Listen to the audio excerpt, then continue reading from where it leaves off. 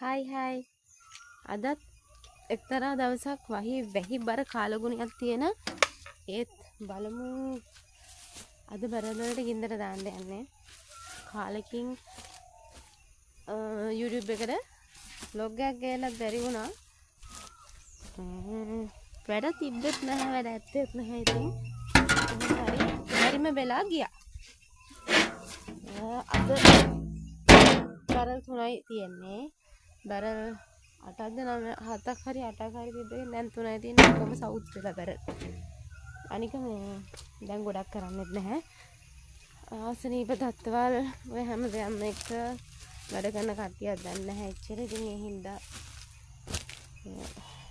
කරන ප්‍රමාණය අඩුයි පොඩ්ඩක් තමයි කරන්නේ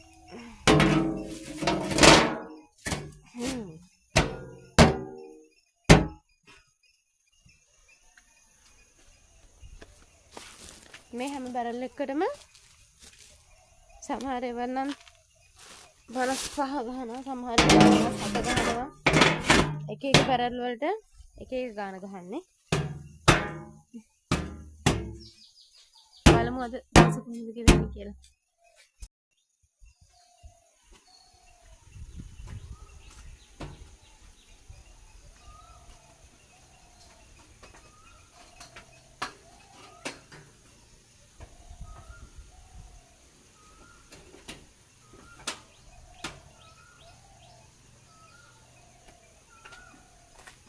මේ ගොඩක් ඒ වගේ ත්‍රෙඩ් හරියට වැටෙන්නේ නැහැ. බාගෙට වගේ වැටෙන්නේ. ඒ හින්දා ටිකක් සාමාන්‍යයෙන් පැය 3 තම්බන එක පැය 3මාරක් කර කිට්ටු වෙන තම්බනවා. ගොඩක් ඒ වගේ නම් මේ හරියට ත්‍රෙඩ් එක පයින්නවා. ඒ කියන්නේ ත්‍රෙඩ් එක අහු වෙනවා. ඉතින් ජීවනුහරණයේ ක්‍රියාවලියේදී බිම්මල් වගාවේදී බිම්මල් වගාව එපා වෙන වැඩේ තමයි මේක. පැය 3කුත් හිමාලයන් යන පැය භාගයත් එක්ක පැය 3මාර සමාය පැය 4 දානවා. බැලුන් වලට හරියටම පැය 5ක් දාන්න ඕනේ. හුස්ම හිර වෙන වැඩක්. ඉතින් ඇත්තටම බිම්මල් ගොඩක් කට්ටිය බිම්මල් කනවා තරම් බිම්මල් හදන ජීවිත එච්චර අර අපි කියන්නේ සුවබර ජීවිත නෙමෙයි නේද? එහෙම තියනවා ඉතින්. බිම්මල් කරන හැමෝම වගේ ගොඩක් දුරට හරි අපහසු කියන්නේ ආර්ථික අපහසුතාවය නෙමෙයි. බිම්මල් කරන ගොඩක් කට්ටියන්ගේ ජීවිත හරි අමාරුවෙන් යන්නේ. මොකද මහන්සි වැඩි. ඒ හින්දා මගේ වීඩියෝ බලන කට්ටිය උනත් කවදාවත් බිම්මල් පැකට් එකක් අරගෙන මේක මෙච්චර ගණන් පණුවෙන් කිරියපු ගමන් පැකට් එක විසිට ගන්න හදන්න එපා එහෙම. ගොඩක් කට්ටිය පණුව ඉන්නවා කියලා. ගත්ත ගමන් ඒක කස්ටමර්ට කම්ප්ලේන්ට් කරනවා පණුවෙක් ඉන්නවා. ඔයාලා හරියට දාන්නේ නැද්ද කියලා බයින කට්ටියක් ඉන්නවා ඉතින්. මට නෙමෙයි මං කියන්නේ මේ මට ගොඩක් කට්ටිය කමෙන්ට් දාන ප්‍රශ්න මේ කෝල් කරලා කියන ප්‍රශ්න පණුව ඉන්නවා හැම කට්ටිය බැලලා තියෙනවා කියලා මටම කියනවා කට්ටිය ඉතින්. පණුවන්ට මම විස්තුම් කියලා තියෙනවා. මං කියන්නේ මේ මොකුත් නෙමෙයි පණු කතන්දරේ නෙමෙයි මෙතනින් කියන්න යන්නේ. වගාවේදී ගොඩක් දුරට ගොඩක් බිම්මල් වගාවේ ජීවන හරි ක්‍රියාවලියත් එක්ක ගොඩක් දේවල් හරි අපහසුයි. බිම්මල් වගාව ගොඩක්ම අමාරුයි. ඉතින් ලේසි කියලා හිතියට පට්ටම අමාරුයි බිම්මල් වගාව. ඒ හින්දා බිම්මල් පැකට් එකේ ගණන් අඩු කරන්න කියන්න කට්ටිය එහෙම කියන්නේ නැහැ එපා.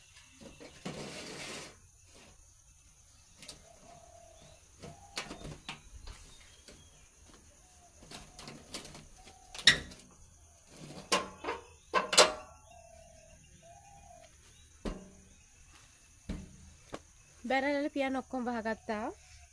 දැන් තියෙන්නේ ගින්දර දාන්න. බලමු අපි කොහොමද ගින්දර දාන්නේ කියලා.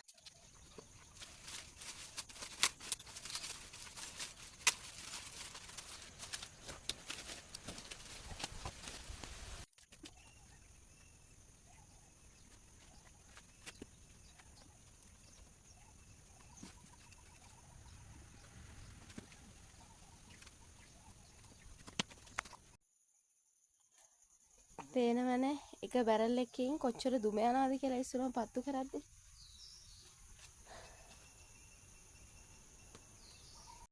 මේ වගේ තමයි වහින කාලයට හැම ඊට වඩා හපම්. ඇස් වලින් කඳුළු වෙනවා කර. ගින්දර දාදී ඒ තරම් දුම යනවා පේන ඇතිනේ. ඉතින් බිම්මල් ලගාවේදී මේ ඔක්කොම දාන්න ඕනේ. එකක් ටිකක් අවුලුවාට පස්සේ තමයි හොඳට ටිකක් ඇවුලන පස්සේ තමයි ඒ තුට් ටික අවුලන්නේ. ගොඩක් කට්ටිය මේ හිතන් ඉන්නේ බිම්මල් ලගාව කරන්නේ එදා වේලා හම්බ කරගන්න කියලානේ. බිම්මල් කරන අය කොටස් කීපයක් ඉන්නවා. එකක් තමයි එක කොටසක් තමයි ආතල් එකට කරන කට්ටිය. අර ගෙදර ඉන්නවා රුපියල් බිම්මල් පැකට් 10ක් විතර විකුණ ගත්තොත් රුපියල් 1000ක් හම්බ වෙනවා. ඒ වගේ මත ඉන්න කට්ටිය. අනිත් කට්ටිය එදා වේලා හම්බ කරගන්න කට්ටියක් ඉන්නවා. ඒ කියන්නේ සාමාන්‍යයෙන් කවුරු හරි කරනවට මේ එයා සාමාන්‍ය බයික් එකක් අරගෙන හරි හොඳට ජීවත් වෙනවා වගේ එළියට පේනවා නම් යාට පුළුවන් නම් මටත් පුළුවන් කියලා කරන කට්ටියකුත් ඉන්නවා බිම්මල්. එතකොට එයා කරන්නේ අර විකුණන ගන්නට වඩා රුපියල් 10ක් හරි 20ක් හරි අඩුවෙන් දාලා විකුණ ගන්න එක.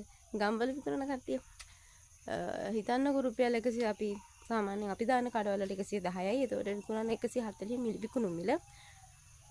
ගමේ සාමාන්‍ය මම නම් ගමේ විකුණන්නෙම නෑ. කවදාවත් ගමට දීලා නෑ. මේ දාන ගෙවල් වලට පැකට් එක දෙන අයට දෙනවා. ඒ අරෙන්න පැකට් එක දෙක ගමට දෙන්නෙම නැහැ. ඉතින් ඒ වගේ සමහර කට්ටිය ඉන්නවා.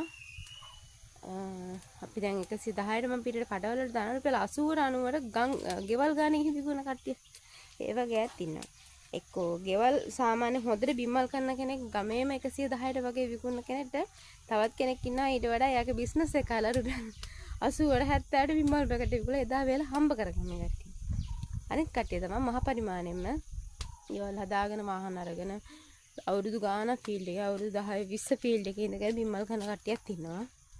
තවත් කට්ටිය ඉන්නවා සාමාන්‍යයෙන් අවුරුදු ගාණක් කරලා මහන්සි ඒ වගේම සමහර ප්‍රශ්න ආවම නවත්තන කට්ටිය ඊට පස්සේ නවත්තන්න බැරි කමට බිම්මල් එක දිගට කරන් යන කට්ටියත් ආසාවට කරන්න යන කට්ටියත් ඉන්නවා. ඉතින් ඒ හින්දා ඔය 4-5 ගොල්ලක්ම වගාවේදී ඉන්නවා. ඉතින් මාව මොන කැටගරියේද කියලා දාන්න අහන්න එපා. දරුණ ෆෝන් එක. ඉතින් මමත් ඉස්සර පැකට් 300 400 කැඩුවා අපි. දිත්ව හින්දා වැටුණා. ආයෙ නැගිටින්න ආයෙ නැගිට්ටා. ඒත් ලොකුර කරන්න නැහැ. මම දැන් කරන්නේ නොකර ඉන්න බැරි කමක් නෙමෙයි. ඇත්තටම ආසාවට කරනවා. සමහර දවස්වලට පැකට් 50 60 කැඩෙනවනේ. ඉතින් ඒ වගේ කාලවලුත් තියෙනවා.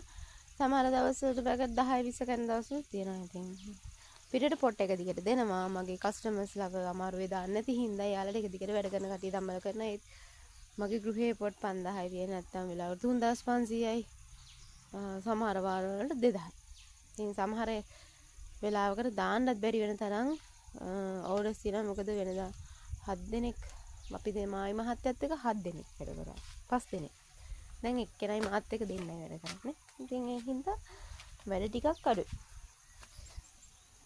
බාගෙට ඇවිල්ලා තියෙන්නේ. අපි ඊළඟ බරවලටත් ගින්දර ටික දාගමු.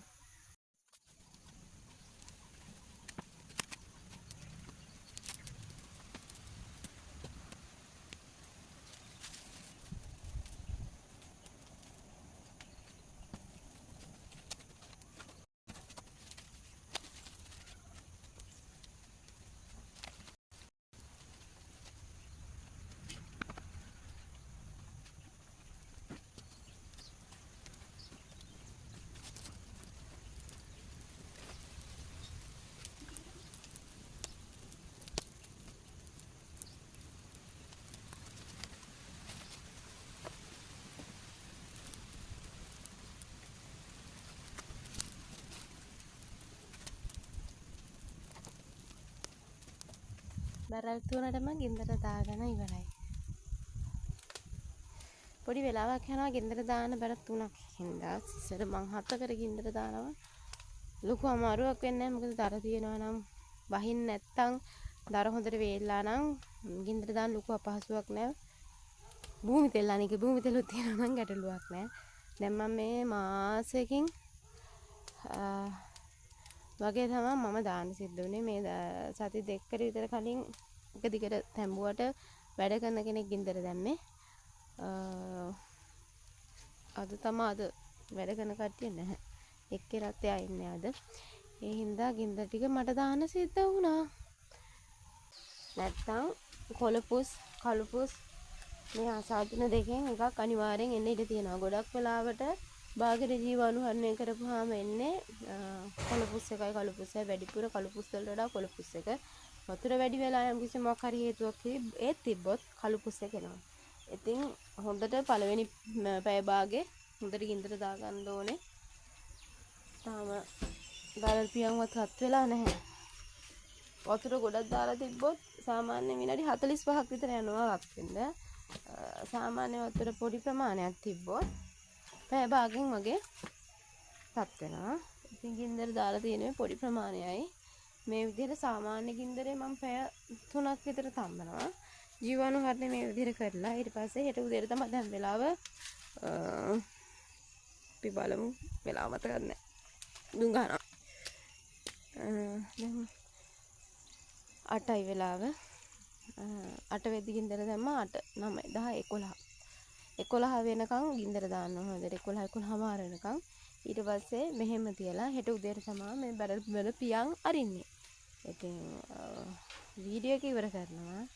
හෙට උදේට නැවත ලොග් එකකින් බලමු කොහොමද ජීවාණුහරණය වෙලා තියෙන්නේ කියලා. ඉතින් වැදගත්ම කාරණේ තමයි දැන් මේ පායන කාලවල එහෙම ජීවාණුහරණය කළාල බීජ දැම්මට පස්සේ සීතල ස්ථානයක තියන්න නැත්නම් ඒත් කළුපුස් හරි කොළපුස් හරි එනවා. කොළපුස් තමයි වැඩිපුර.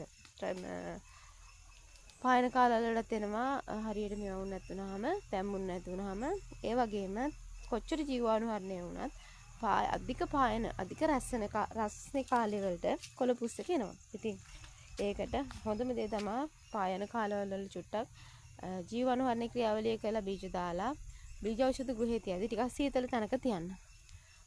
සීතල නඳා පවත ගන්න මොන හරි උපක්‍රම කරන්න. අනිත් කාරණාව තමයි පායන කාලවල ටිකක් පොට් සවුත් වෙනවා. ඒ වගේම දිලිර දුවන්නේ නැතුව යනවා. ඔය වගේ පොඩි වෙනස්කම් ඇති වෙනවා. ඉතින් වීඩියෝ එක බලන් හිටපුවාලට ගොඩක් ස්තුතියි. මේ විදිහට දවසම බරල් වලත් එක්ක තමයි අද ඔට්ටු වෙන්නේ පැය ගාන. ඉතින් පැය 3 ජීවණුහරණය කරාට පස්සේ බිම්මල් වගාවේ දවසේ බිම්මල් කරන වැඩේ අදට ඉවරයි. තව බිම්මල් ටික පැකට් කරන්න තියෙනවා.